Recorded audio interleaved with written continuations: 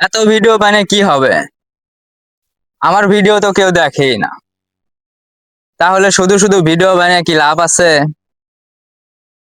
আজকে 4-5 দিন পরে আসলাম ভিডিও বানাইতে। দেখি তাও আমার ভালোবাসার মানুষগুলো আমার ভিডিও দেখে কিনা।